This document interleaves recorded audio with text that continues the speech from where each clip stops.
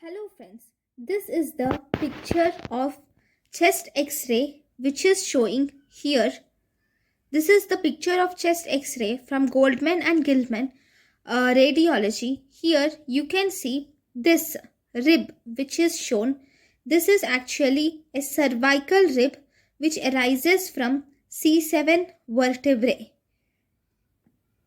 So you can see here the extra rib which is seen here, which is cervical rib.